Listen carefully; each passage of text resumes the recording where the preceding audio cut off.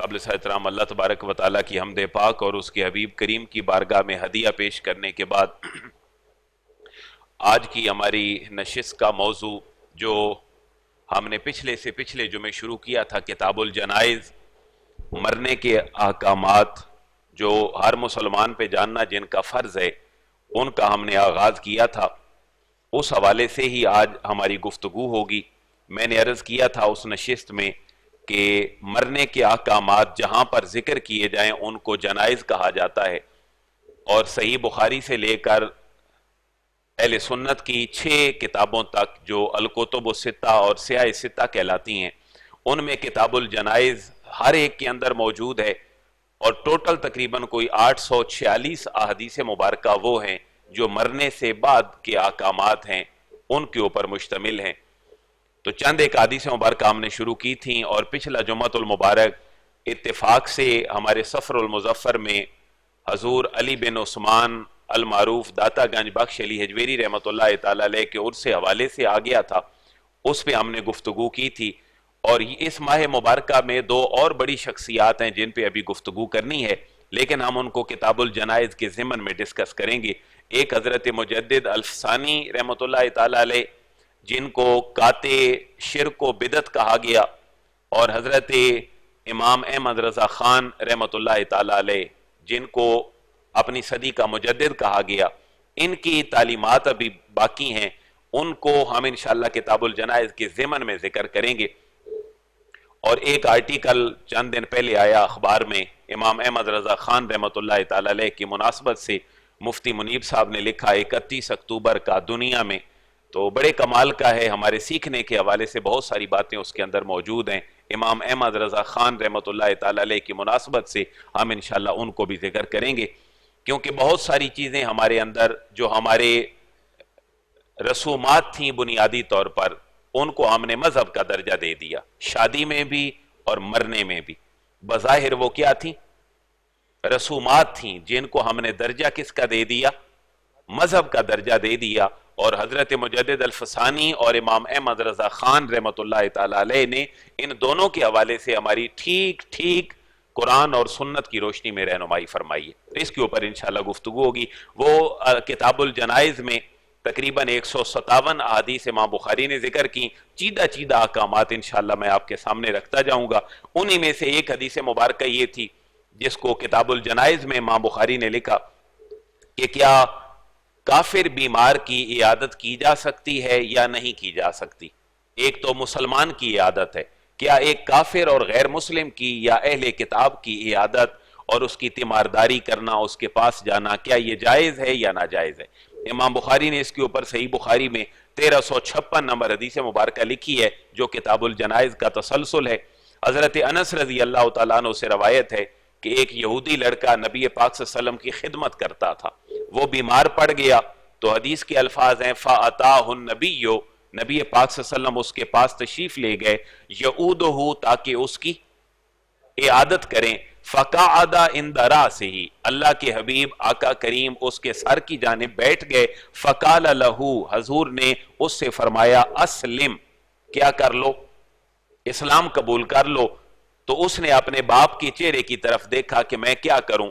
تو حضرت انس کی روایت کے الفاظ ہیں کہ اس کے باپ نے کہا کہ ابو القاسم جو کہہ رہے ہیں ان کے کہنا ماننے میں تمہاری نجات ہے، کیونکہ ابو القاسم کون تھے؟ رسول اللہ کی کنیت تھی ابو القاسم، حضرت قاسم آپ کے بیٹے کی مناسبت سے۔ تو اس یہودی لڑکے کا والد کہنے لگا کہ ابو القاسم جو کہہ رہے ہیں ان کا کہنا مان لو۔ تو امام بخاری کے الفاظ ہیں، حضرت انس فرماتے ہیں کہ وہ بچہ اسلام لے آیا، نبی پاک صلی اللہ علیہ وسلم یہ کہتے ہوئے اس سے رخصت ہوئے، الحمدللہ الذی انقذہ بی من النار، مجھے اس اللہ کی حمد اور ثنا ہے جس رب نے میری وجہ سے اس کو دوزخ کے عذاب سے دور فرما دیا، کیونکہ اس نے کلمہ پڑھ لیا۔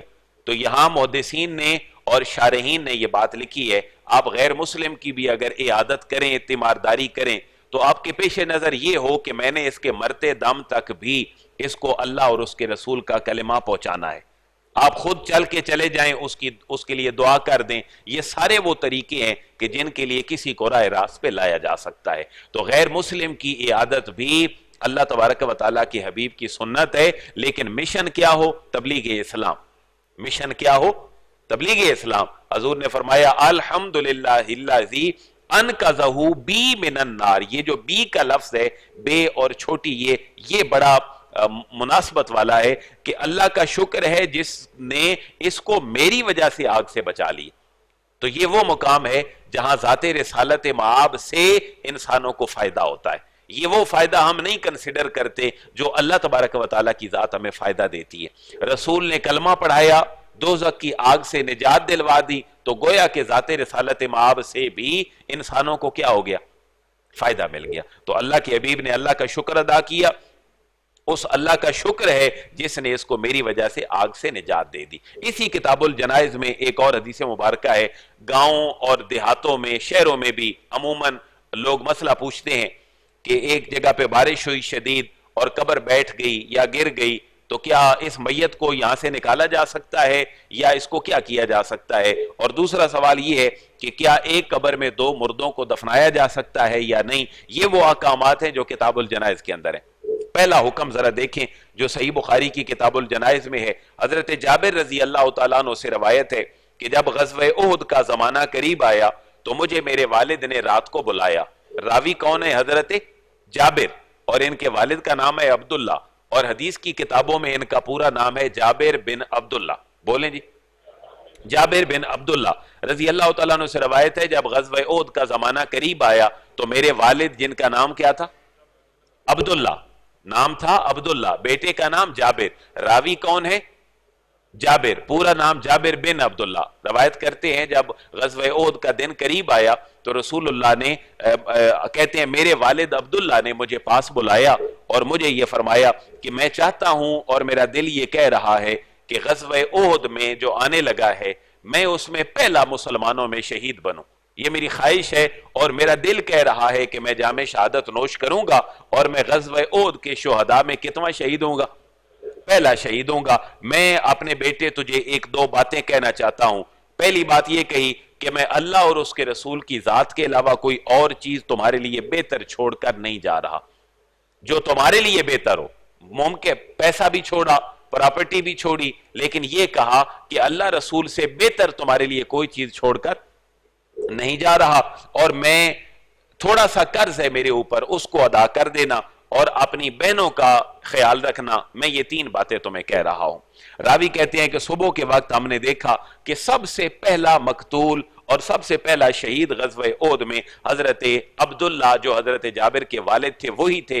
تو حضرت جابر رضی اللہ تعالیٰ عنہ کہتے ہیں کہ وہاں غزوہ احد میں چونکہ مسلمانوں پہ بڑا شدید دن تھا اور ہر گھر سے کوئی نہ کوئی لاشا اٹھا تھا، 70 سے 72 کے قریب، تقریباً 75 کے قریب، یہ ساری سیرت کی روایات ہیں کہ لوگوں نے جام شہادت نوش کیا۔ تو ہر گھر میں مسئلہ تھا، قبروں کا مسئلہ تھا، تو ایک ایک قبر میں دو دو بندوں کو دفنا دیا گیا۔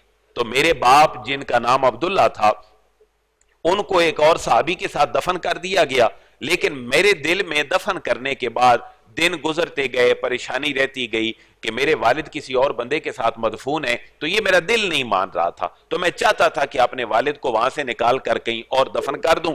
تو صحیح بخاری کے الفاظ ہیں، حضرت جابر رضی اللہ تعالیٰ عنہ کہتے ہیں فَاسْتَخْرَجْتُهُ، میں نے اپنے والد کو نکالنا چاہا قبر سے۔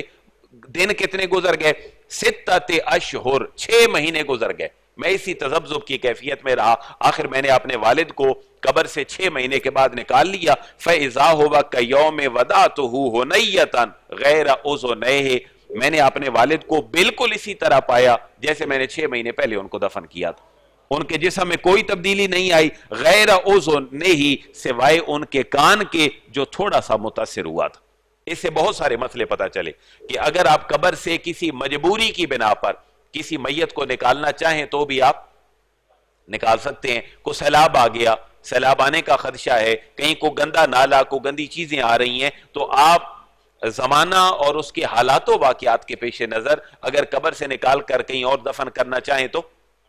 دوسری بات یہ پتہ چلی کہ شہید زندہ ہے اور شہیدوں کے جسموں کو اللہ تعالیٰ نے زمین کے کھانے کے لیے حرام قرار دے دیا، کیونکہ اللہ کے نبی کی حدیث مبارکہ ہے کہ انبیاء کے جسموں کو کھانا قبروں کے اوپر حرام قرار دے دیا گیا، اور شہید اللہ کی بارگاہ میں زندہ ہیں ان کو رزق بھی دیا جاتا ہے، لیکن ہمیں کہا گیا کہ ہم ان کی زندگی کا شعور، وہ کیسی زندگی ہے، اس کو گھنٹے تقریروں میں ایلیبوریٹ کرنا کوئی معنی نہیں رکھتا، کیونکہ مجھے اور آپ کو ایک ہی بات کہہ دی گئی وَلَٰكِن لَا تَشْعُرُونَ، تم شعور، جس کا ہم شعور نہیں رکھتے اس کے بارے میں قیافہ شناسیاں اور قیاس آرائیاں وہ گھنٹوں کی تقریروں پہ بھی ہوں تو ان کا کوئی معنی نہیں ہے۔ پتہ چلا اگر مجبوری ہو تو میت کو قبر سے نکال کر کہیں اور بھی دفن کیا جا سکتا ہے۔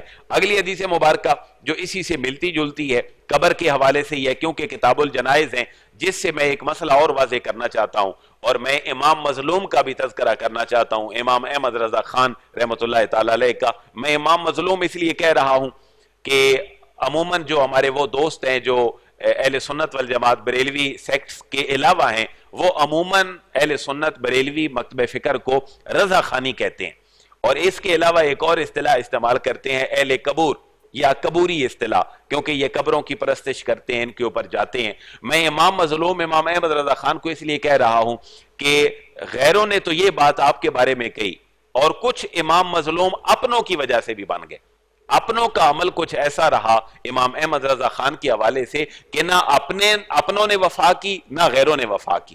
حالانکہ آپ اگر آپ کی تعلیمات کو پڑھ کے دیکھیں تو پتہ چلتا ہے اگر حقیقی معنوں میں کسی کو قاطع شرک و بدعت کہا جا سکتا ہے تو یقین مان لیں وہ امام احمد رضا خان رحمۃ اللہ تعالی علیہ کی ذات، جنہوں نے دین کو اعلی شکل میں لوگوں کے سامنے رکھا ہے۔ حضرت مجدد الفسانی نے بھی وہی رکھا ہے۔ میرا اور آپ کا عمل اپنی زندگی میں یہ اہل سنت کا نمائندہ نہیں ہے، یہ بات اپنے ذہن میں بٹھا لیں۔ میرا آپ کا یا عوام الناس کا عمل قبروں کے حوالے سے یا درباروں کے حوالے سے یہ کوئی ہمارے اہل سنت کا نمائندہ نہیں ہے۔ اہل سنت کا نمائندہ وہ عمل ہے اور وہ قول ہے، وہ فعل ہے جو اللہ کے نبی کی ذات اور آپ کے قول اور آپ کے فعل سے ہم تک پہنچائیں۔ اگر میں اور آپ یا زمانے کے 80% لوگ اگر کچھ کرنے لگ جاتے ہیں تو یہ اہل سنت کا عمل تو نہیں کہیں گے۔ اہل سنت اگر کچھ غلط کر رہا ہے تو پھر بھی ان کو اپنی اصلاح کی ضرورت ہوگی۔ تو میں نے ایک لفظ بولا ہے امام احمد رضا خان کے بارے میں امام مظلوم، لوگوں نے بھی فتوے لگائے لیکن میرے اور آپ کے عمل کی وجہ سے، آپ نے حقیقی معنوں میں تعلیم اور دی لیکن میرے اور آپ کا عمل کچھ اور ہو گیا۔ میں چھوٹی سی مثال دیتا ہوں، قبور کے اوپر، بزرگوں کے مزارات کے اوپر بڑے بڑے مزارات بنانے کا تصور یا قبریں پکی کرنے کا تصور یا یہ سارے معاملات، اس میں امام احمد رضا خان رحمۃ اللہ تعالی علیہ نے ہماری حقیقی معنوں میں رہنمائی فرمائی۔ پہلے ایک حدیث سنے پھر اس کے اوپر آگے گفتگو کرتے ہیں۔ حضرت ابن عباس رضی اللہ تعالیٰ عنہ سے روایت ہے کہ نبی پاک صلی اللہ علیہ وسلم سے روایت ہے کہ آپ دو قبروں کے پاس سے گزرے، آپ نے حدیث مبارکہ پہلے سے غالباً سنی ہوگی، اور آپ نے فرمایا کہ ان دونوں قبر والوں کو عذاب ہو رہا ہے، اور آپ نے فرمایا انہما لیعذبان وما یعذبان فی کبیر، ان کو کسی بڑے معاملے کی وجہ سے عذاب نہیں ہو رہا۔ بڑے معاملے سے مراد یہ ہے اگر عذاب ہو رہا ہے تو معاملہ تو بڑا ہے، اگر عذاب ہو رہا ہے تو معاملہ تو بڑا ہے، لیکن آپ فرما رہے ہیں اللہ کے حبیب آقا کریم کہ ان قبر والوں کو کسی ایسے بڑے کام کی وجہ سے عذاب نہیں ہو رہا جس سے بچنا ان کے لیے مشکل تھا۔ یہ بچ سکتے تھے دنیا میں، بچنا ان کے لیے مشکل نہیں تھا، لیکن یہ نہیں بچے، کام بڑا ہے، اس وجہ سے ان کو قبر کے اندر عذاب ہو رہا ہے۔ آپ سے پوچھا گیا تو آپ نے فرمایا اما احدہما، ان میں سے ایک وہ آدمی ہے لا یستتر من البول، یہ بول اور پیشاب کے چھینٹوں سے نہیں بچتا تھا، یہ پاکی کا خیال نہیں رکھا کرتا تھا۔ وَأَمَّا الْآخَرُ، اور جو دوسرا بندہ ہے فَكَانَ يَمْشِي بِالنَّمِيمَةِ، یہ چغل خوری کیا کرتا تھا، ادھر کی بات ادھر، ادھر کی بات مزید آگے، اور لوگوں میں تشہیر کر دی ایسی بات کی جس کی کوئی اتھینٹسٹی نہیں ہے۔ تو دو باتیں آپ نے انڈیکیٹ فرمائی، پہلا کیا کر رہا تھا؟ پیشاب کے چھینٹوں سے نہیں بچتا تھا، یا آپ کہہ لیں طہارت کا خیال نہیں رکھتا تھا، یا شرمگاہ کا چھپانے کا خیال نہیں رکھتا تھا، کسی شرمگاہ کے عذاب میں ملوث تھا۔ اور دوسرا وہ بندہ ہے جو زبان کے عذاب میں ملوث تھا، یعنی حضور نے ایک اور حدیث میں فرمایا اگر تم مجھے دو چیزوں کی ضمانت دے دو تو میں تمہیں کس کی ضمانت دیتا ہوں؟ جنت کی۔ وہ کون سی چیزیں ہیں دو؟ اللہ کے حبیب نے فرمایا ایک وہ جو تمہاری ٹانگوں کے درمیان ہے یعنی شرمگاہ، اور دوسری وہ جو تمہارے دو جبڑوں کے درمیان ہے یعنی زبان۔ تو پتہ چلا یہ دونوں گناہ اس کو اس وجہ سے ہو رہے تھے، ایک شرمگاہ کے کسی عذاب میں ملوث تھا اور بے احتیاطی کرتا تھا، کیا کیا کر لیتا تھا؟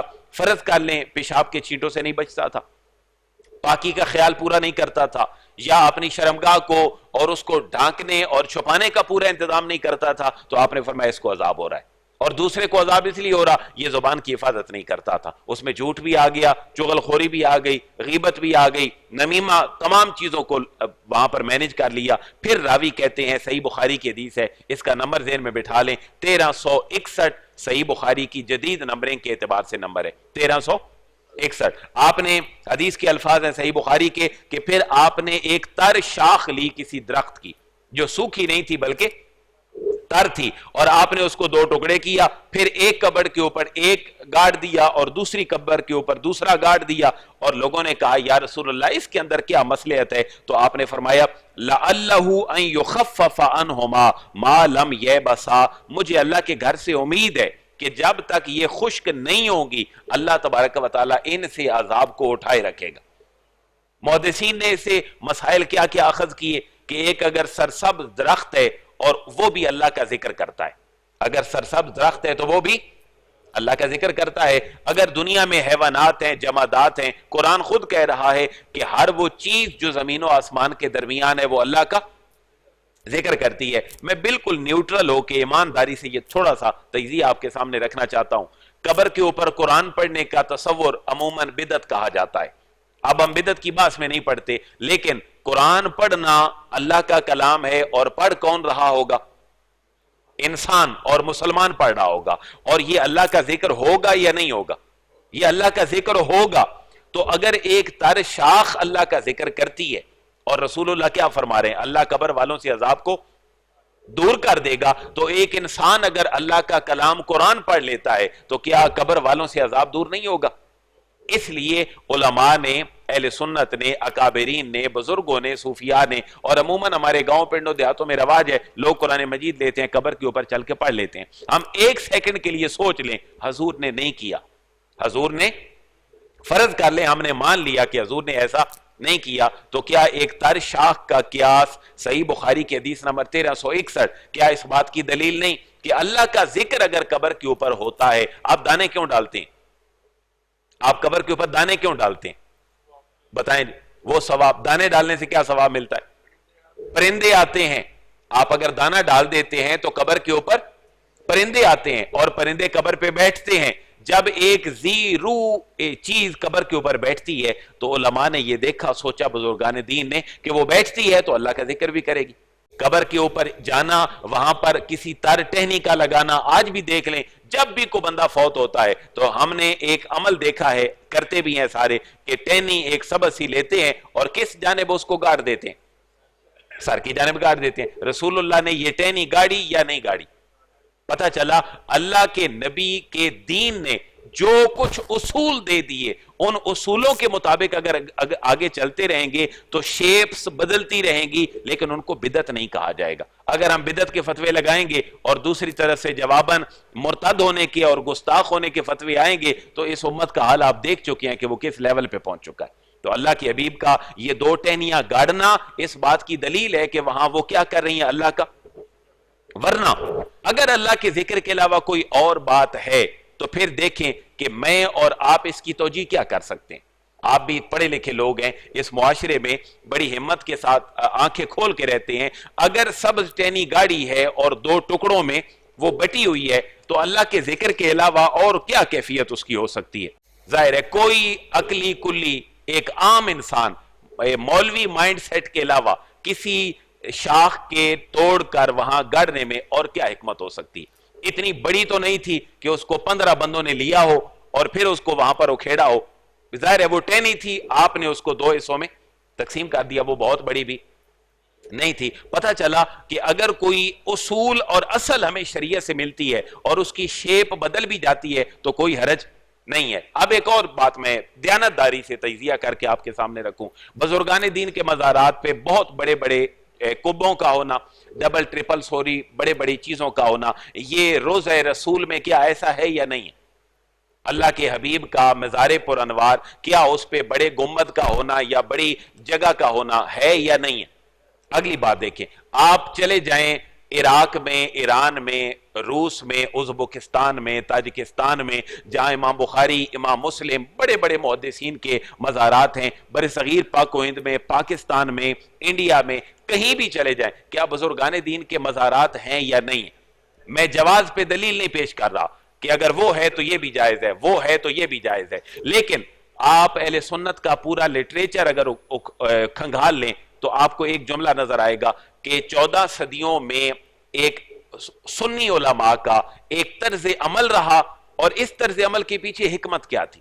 اس طرز عمل کے پیچھے حکمت یہ تھی کہ لوگ دور دراز سے سفر کرتے ہوئے آتے تھے اور وہاں بیٹھ کر اس صاحب مزار کے لیے فاتحہ بھی کرتے تھے، اس کے لیے دعا بھی کرتے تھے، اور پھر جب بیٹھنا ہوتا تھا تو لوگوں نے یہ سوچا کہ لوگوں کے لیے سائے کا انتظام کر لیا جائے، لوگوں کے لیے سائے کا انتظام کر لیا جائے، لوگ بیٹھیں گے۔ لیکن اگلی بات دیکھ لیں، میں نے امام مظلوم امام احمد رضا خان کو لکھا ہے، امام احمد رضا خان رحمۃ اللہ تعالی علیہ فرماتے ہیں اگر فضول خرچی ہو اور اسراف ہو اور یہ پیسہ کسی اور دین کے مشن میں خرچ کرنا اس سے بہتری ہو تو پھر یہ بنانا بھی ٹھیک۔ پتہ چلا یہ بنانا فرض تو نہیں ہے، یہ بنانا فرض تو نہیں ہے۔ اب جنت البقیع میں آل سعود کے آنے سے پہلے جن لوگوں نے دیکھی، یا پرانی جنت البقیع وہ یوٹیوب پہ یا کہیں بھی دیکھتے ہیں، تو آپ جو ہی داخل ہوں تو سیدھے آتا آپ کو کس کے مزارات نظر آئیں گے؟ اہل بیت اطہار کے، اہل بیت اطہار کے آپ کو مزارات نظر آئیں گے۔ پرانی آپ آگے چلتے جائیں، حضرت عثمان غنی رضی اللہ تعالیٰ عنہ کا آپ کا مزار پر انوار وہاں پر تھا، آپ امام مالک رحمۃ اللہ تعالیٰ علیہ کا مزار پر انوار، اور مختلف بڑے بڑے صحابہ کرام کے مزارات پر انوار وہاں پر موجود تھے، لیکن آل سعود کے آنے سے وہ سارے منہدم ہو گئے۔ اب مسئلہ یہ تھا کہ جنہوں نے بنائے تھے وہ مسلمان تھے، محدث تھے، فقہا تھے، صوفیاء تھے یا نہیں تھے؟ آخر کوئی نہ کوئی جواز تو ایسا موجود تھا، لیکن میں پھر بھی وہ بات کر رہا ہوں کہ اہل سنت نے مزارات بنانے کو فرض نہیں سمجھا، فرض نہیں سمجھا، واجب بھی، اگلا جملہ سن لیں، اس کو سنت بھی نہیں سمجھا۔ یہ اس درجے میں ہے کہ لوگوں کی ضرورت بن گئی تو لوگوں نے بنا دیے۔ اب جو خواب کا تذکرہ ہے نور الدین زنگی رحمۃ اللہ تعالی علیہ کا، اللہ کے حبیب کی خواب میں زیارت ہوئی، خواب میں زیارت کے بعد وہ جو سیسا پلائی ہوئی دیوار بنا دی گئی روضہ رسول کی ہر طرف میں، وہ کیا تھا؟ کیا رسول اللہ کی نشاندہی تھی یا نہیں تھی؟ گو کہ خواب کے اوپر شریعت کا دار و مدار، یہ بھی ذہن میں رکھیں، نبی کا خواب عین شریعت ہے، نبی کا خواب عین شریعت ہے، لیکن کسی اور بندے کا خواب عین شریعت نہیں ہے۔ لیکن خواب میں ایک انڈیکیشن تھی، کیا وہ تاریخی تجزیہ جس کو سینہ بسینہ چلتے ہوئے تواتر حاصل ہو چکا، کیا اس میں قبر انور سے جسد اطہر کو نکال کر لے جانے کی وہ پوری سازش تھی یا نہیں تھی؟ بزرگان دین نے یہ سوچا اگر قبر کے اندر سے عقیدت کی بنا پر یا نفرت کی بنا پر، دونوں جملے ذہن میں رکھیں، عقیدت کی بنا پر یا نفرت کی بنا پر اگر آپ کو خدشہ ہو کہ قبر کے اندر صاحب قبر کو کوئی نقصان پہنچائے گا یا اس کے فوائد لے کر اس کی قبر کو ہی اکھیڑ دے گا، تبرک یا برکت سمجھتے ہوئے انتہا پہ چلا جائے گا، تو علماء کا تسلسل 14 صدیوں کا یہ ہے کہ انہوں نے قبروں کو کیا بنانے کا کہہ دیا؟ پختہ، قبروں کو پختہ بنانے کا کہہ دیا۔ لیکن آج بھی جہاں پر کہیں سرزمین ایسی ہو کہ جہاں پر آپ میت کو لٹا کے قبر کو بند کرتے ہوئے واپس ہی آئیں اور آپ کو خدشہ ہو کہ یہ زمین تو انتہائی کچی ہے اور فوراً سے پہلے یہ بیٹھ جائے گی، تو ہر مکتبہ فکر کے علماء کا یہ فتویٰ موجود ہے کہ آپ جسم کے نیچے جو جگہ ہے اس کو کچا رہنے دیں اور جسم سے دور جو اس کی چار دیواری ہے اس کو آپ پکا کر سکتے ہیں۔ لہذا میں پھر بھی عرض کر رہا ہوں کہ معاشرے میں یہ تضاد کیوں آیا؟ دونوں طرف سے شدت آ گئی معاشرے میں، دونوں طرف سے شدت آ گئی معاشرے میں۔ اگر شدت نہ ہوتی، فرض کو فرض رہنے دیا جاتا اور واجب کو واجب رہنے دیا جاتا اور سنت کو سنت رہنے دیا جاتا، مستحب کو مستحب رہنے دیا جاتا اور مباح کو مباح رہنے دیا جاتا۔ مباح کا معنی کیا ہے؟ کہ شریعت اس کے بارے میں خاموش ہو۔ مباح کا معنی کیا ہے؟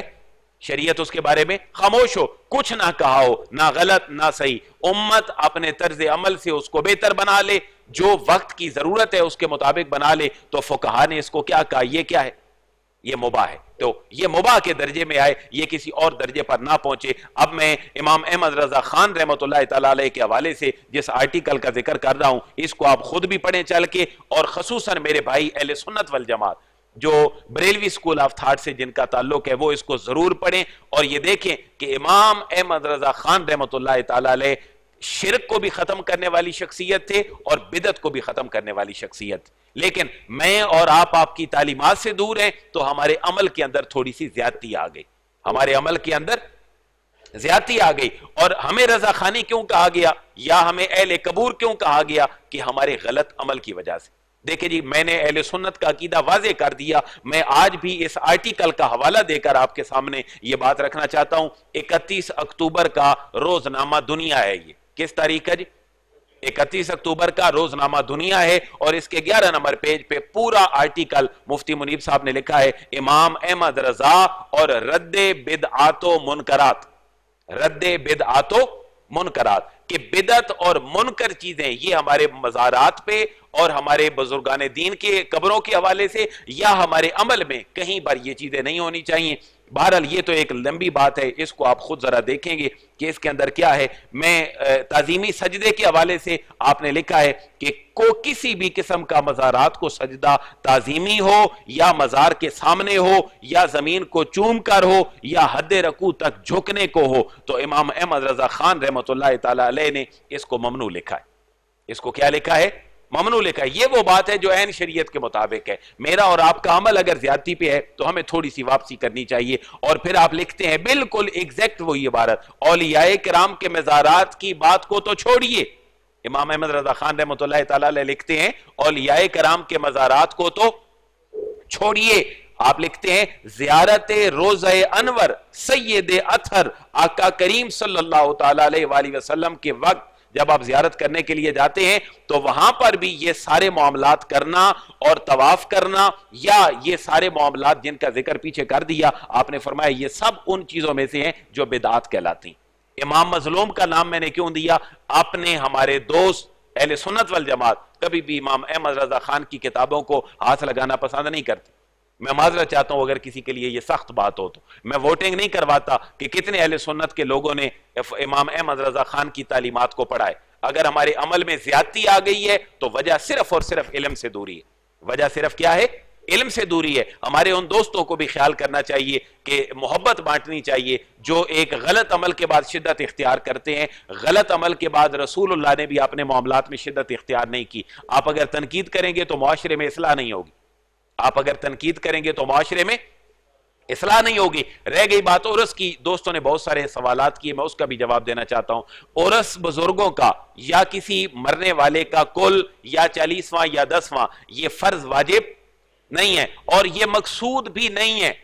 یہ مقصود بھی نہیں ہے. مقصود کیا ہے؟ مقصود ہے دین کا لوگوں تک ابلاغ. دین کا لوگوں تک ابلاغ اور تبلیغ. یہ فرض ہے یا نہیں؟ بولیں، دین کی بات لوگوں تک پہنچانا فرض ہے یا نہیں ہے؟ یہ فرض ہے. لیکن عرس کا، 11ویں کا، بزرگان دین کے ایام کا، شب برات کا، شب معراج کا، یہ کلوں کا، 40ویں کا، 10ویں کا، سالانہ 6 مہینے کے بعد بزرگان دین نے کیوں رکھا؟ As it is, as shape میں. ہم اس کے فرض واجب سنت ہونے کے قائل نہیں ہیں، لیکن ہم یہ سمجھتے ہیں کہ وضو اور نماز دو چیزیں ہیں. ان کے اندر کتنے % فرق ہے؟ وضو اور نماز کتنے % فرق ہے دونوں میں؟ نماز اور وضو الگ الگ ہیں یا ایک ہی عمل ہے؟ جی الگ الگ ہیں. کتنے % فرق ہے؟ 100% فرق ہے. وضو اور ہے، نماز. میں آپ کی توجہ چاہوں گا تاکہ آپ کا ساری زندگی کے لیے یہ کنسپٹ کلیئر ہو جائے. ہم کہیں کلوں پہ، عرس پہ کہیں سے دلیل نہیں لاتے. آپ اس کو یہ سوچ لیں کہ وضو اور ہے، نماز. مقصود کون ہے، وضو یا نماز؟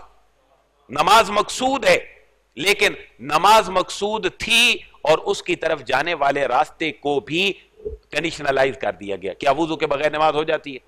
کسی مکتب فکر میں نہیں ہوتی. پتہ چلا دین کے لیے چھوٹی چھوٹی محافل کا انعقاد، دین کے لیے چھوٹی چھوٹی محافل کا انعقاد دین کے کمپلسری ہونے کی وجہ سے ان کے اندر بزرگان دین نے حسن بیان کیا ہے اور کہا ہے کہ یہ بہتر عمل ہے. بات سمجھے آپ؟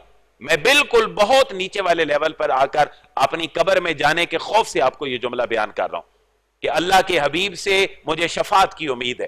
اور اللہ سے مجھے بخشش کی امید ہے. میں اس جذبے سے یہ جملہ کہہ رہا ہوں کہ کچھ چیزیں شریعت میں فرض، واجب، سنت، مستحب نہیں ہوتی، لیکن کسی بہت بڑے عمل کی وجہ سے جب زمانہ اس لیول پہ پہنچ جائے کہ دین سے دوری انتہا کو پہنچ جائے تو بزرگان دین نے ان چھوٹی چھوٹی محافل کو اس لیے جاری کیا تاکہ لوگ دین سمجھ جائیں.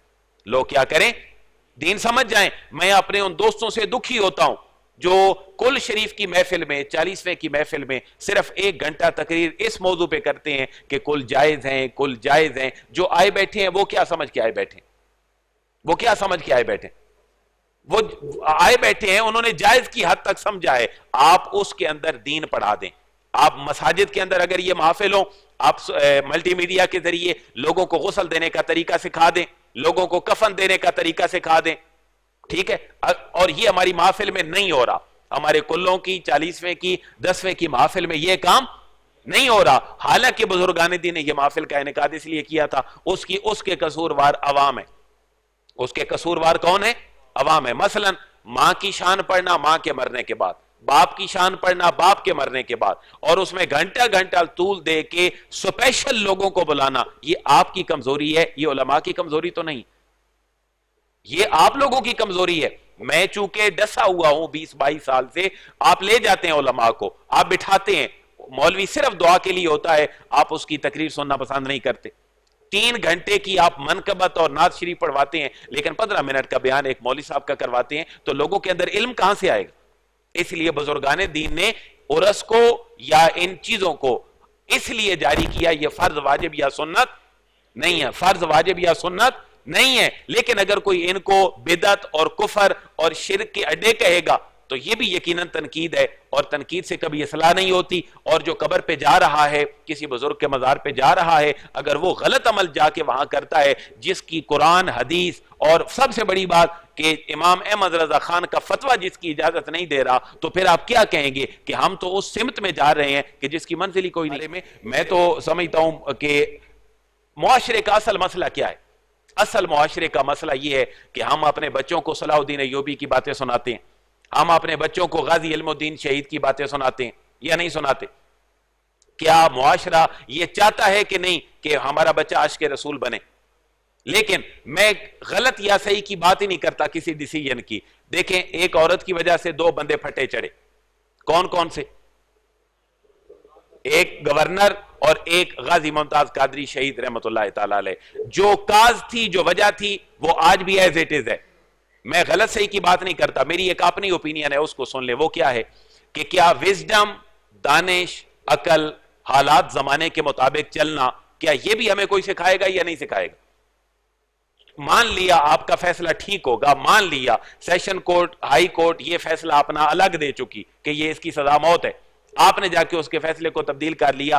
ٹھیک ہے، مان لیا، فرض کر لیں، آپ کو سمجھانے کے لیے کہہ رہا ہوں، آپ کا فیصلہ ٹھیک ہے، لیکن کیا فیصلے کا بر وقت ہونا، عوام کے جذبات کا منعکس نہ ہونا، یا 2 دنوں سے جو ہو رہا ہے اس کا ہونا، کیا آپ کی نظروں میں نہیں تھا؟ بولے نہیں. کیا اس کے لیے وزڈم، دانش، عقل، شعور چاہیے تھا یا نہیں چاہیے تھا؟ باتیں ٹھیک بھی ہوتی ہیں، لیکن ان کو 100% آپ ممبر پہ بیٹھ کے یا کسی مسند پہ بیٹھ کے ٹھیک نہیں کہہ سکتے.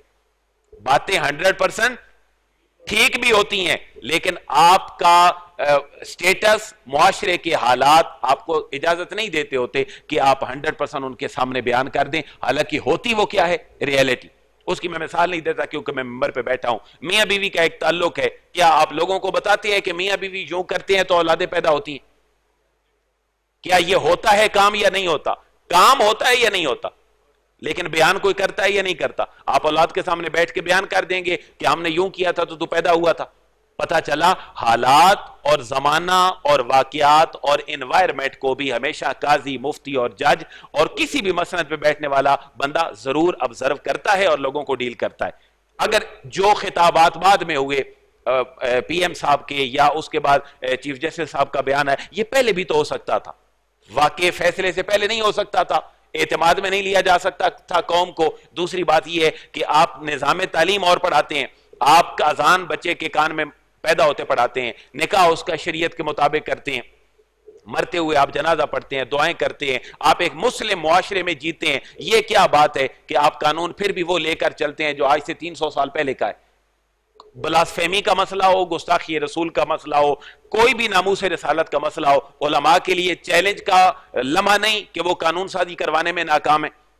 اسلامی نظریاتی کونسل کے ممبرز کے لیے کیا قبر بھول گئی ان کو کہ ہم نے بھی کوئی اس مسئلے میں اپنی آراء دے کے اس کو فائنلائز کروانا ہے؟ کیا درد دل رکھنے والے لوگ جو عالم کہلائیں، پیر کہلائیں، مفتی کہلائیں، دیوبندی کہلائیں، اہل حدیث کہلائیں، اور کفر، شرک، بدعت، مزارات اور کلمہ، ذکر، درود، ہر ساری امت لڑتی جھگڑتی ہے امت، لیکن کسی کے دل میں یہ جذبہ نہیں ہے کہ میں قانون سازی میں اپنا شریک کر لوں، میں اپنا حصہ ڈال دوں۔ کوئی نہ کوئی قانون سازی تو ہونی چاہیے۔ دیکھیں قانون سازی ایک ہی ہے کہ گستاخ رسول کی سزا، لیکن انٹرپریٹیشن کا اصل مسئلہ ہے جی اس کی وضاحت کون کرے گا کہ یہ گستاخی ہے یا نہیں ہے۔ میری بات اپنے ذہن میں بٹھا لیں، گستاخ رسول کی ایک ہی سزا ہے، وہ کیا ہے؟ موت ہے۔ حضور نے فتح مکہ کے وقت سب کو معاف کر دیا، لیکن جو گستاخ رسول سے 14 بندوں کو معاف نہیں کیا۔ یہ اہل حدیث مکتبہ فکر کی سیرت بھی پڑھ لیں، آپ کو وہاں سے بھی یہ باتیں ملیں گی۔ 14 لوگوں کی معافی کا اعلان حضور نے، وہ گستاخ رسول تھے۔ میں اگلی بات کہہ دوں، جنہوں نے اللہ کی ذات میں شرک کیا تھا حضور نے ان کو بھی معاف کر دیا تھا۔ میں بالکل ممبر پہ بیٹھ کر دیانتداری سے بات کر رہا ہوں، کسی اہل حدیث دوست کی کتاب پڑھ کے بھی دیکھ لیں، کسی سیکٹ کی کتاب پڑھ کے دیکھ لیں، شرک کرنے والے کے لیے بھی معافی کا اعلان تھا رسول اللہ کی طرف سے، لیکن جو گستاخ رسول تھے حضور نے ان کی معافی کا اعلان نہیں کیا۔ اگر میرے علاوہ مولوی ذہن کے، میں ظاہر ہے مولوی مائنڈ سیٹ ہے میرے پیچھے، میری جم پل، میرا بچپن، جوانی، یہ شاید آپ اس چیز کو بہتر سوچ لیں کہ کیوں رسول اللہ نے گستاخ رسول کی سزا جو ہے وہ صرف موت رکھی۔ حضور نے فرمایا خانہ کعبہ کے لحاف کے ساتھ بھی اگر یہ چمٹ جائیں، ان کو وہاں سے بھی اتار کے ان کے ساتھ جدا کر دو۔ لیکن مسئلہ کیا ہے؟ انٹرپریٹیشن میں فرق ہے۔ کون سی گستاخی رسول بنے گی، کون سی گستاخی رسول نہیں بنے گی، یہ جب تک ہمارے علماء کدھر ہیں؟ وہ ہمارے علماء جو اہل حدیث کہلاتے ہیں کدھر ہیں؟ وہ ہمارے علماء جو مکتبہ اہل سنت والجماعت بریلوی مکتبہ فکر کے ستون اور تھم کہلاتے ہیں، وہ ان کو کردار ادا کرنا چاہیے یا نہیں کرنا چاہیے؟ آپ کی پوری دنیا میں کانفرنسز ہوتی ہیں، لیکن آپ دین کے نام پر اکٹھے نہیں ہیں، تو معاشرے کے حالات تو یہ ہوتے رہیں گے۔ وزڈم، دانش، نظریہ ضرورت اسلام کے اندر جائز ہے۔ نظریہ ضرورت اسلام کے اندر، میں آخری مثال دے دوں کہ نظریہ ضرورت کیا ہے؟ آپ نکلتے ہیں نماز کے لیے، لیکن کچھ صورتیں ایسی بھی ہیں جن میں اسلام نے کہا ہے جماعت کے ساتھ نماز پڑھنا کمپلسری ہے، جماعت کے ساتھ نماز پڑھنا کمپلسری ہے، لیکن آپ کچھ صورتیں ایسی بھی ہیں جماعت چھوڑ سکتے ہیں۔ وہ صورت کیا ہے؟ شدید آندھی، راستے میں دشمن کا ہونا، آج تو ایسا رواج نہیں ہے، لوگ گاڑیوں میں آتے ہیں، سانپ کا ہونا، شیر کا ہونا، بچھو کا ہونا، راستے کا پر خطر ہونا، آپ کو جماعت ساکت کرنے کا حکم دیتا ہے۔ نظریہ ضرورت آیا یا نہیں آیا؟ بولے نا جی۔ پتہ چلا نظریہ ضرورت کی اسلام میں اجازت ہے۔ اے صاحبان اقتدار، آپ کو چاہیے یہ تھا آپ اس معاشرے کا انوائرمنٹ ریڈ کر لیتے، اس معاشرے کے جذبات کو پڑھ لیتے، آپ جذبات کے بعد فیصلہ یہی دے دیتے جو آپ کا قانون کہہ رہا تھا، لیکن کم از کم معاشرے کی فضا کا تو خیال کر لیتے۔ آپ نے اربوں روپے کا نقصان کر دیا، میڈیا نہیں چل رہا، میری اپنی چھوٹی موٹی آبزرویشن کے مطابق لوگ یہاں بھی مرے اور لوگ وہاں بھی شہید ہوئے۔ جب ایک وفاقی وزیر نے استعفیٰ نہیں دیا تھا تو کتنی شہادتیں ہوئی تھیں؟